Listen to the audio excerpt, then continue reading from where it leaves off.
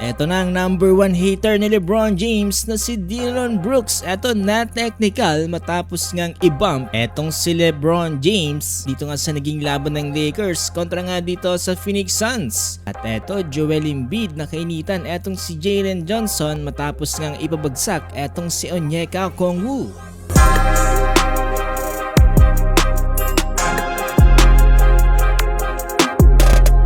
So eto mga boss, laban ng Los Angeles Lakers kontra nga dito sa Phoenix Suns. Kung ngayon matapos ng ilang araw na pamamahinga dito nga ng purple and gold. Pero eto nakakatawa kasi mga boss no, early in the first quarter, under 10-minute mark, etong si Dillon Brooks na technical agad tapos tingang gawin ito kay LeBron James. Medyo natulak kasi dito si Dillon Brooks ni LBJ. Tapos etong si Dillon Brooks ay ginantian etong si Lolo Bron at tinulak-tulak hanggang dulo. Yung ngayon nakaresult sa mga referee at ito tiniwagan nga ng technical foul etong si Dillon Brooks. Sabi talaga etong si Dillon Brooks mga boss, number 1 hater talaga to ni LBJ. Bago pa nga matapos itong first quarter, eto classic LeBron James block mga boss, talagang hinabol. Parang iconic block lang ni LeBron James kay Andre Iguodala. LeBron as he chases down Goodwin and look at that block.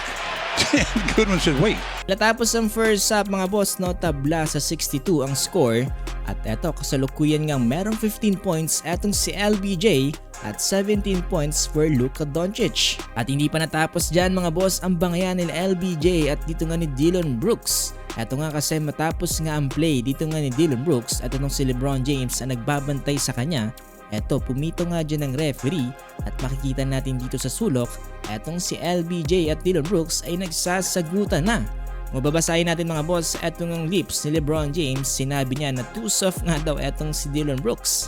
At eto binangga-bangga na ni Lolo Bron etong si Dillon Brooks. In fairness dito nga kay Dillon Brooks hindi nga pinapatulan etong si Lolo Bron. Nagalit na nga dyan si Lolo Bron paski nga dito sa referee. Dahil sa naging action dyan ni LBJ ay tinawagan siya ng technical foul.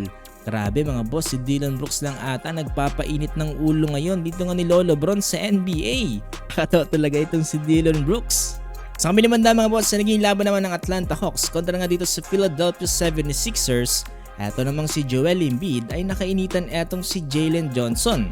Patapos na ang first half at eto nagkaroon nga ng play etong si Joel Embiid inside the paint. At ang nagbabantay sa kanya dyan ay itong si Onyeka Okongwu.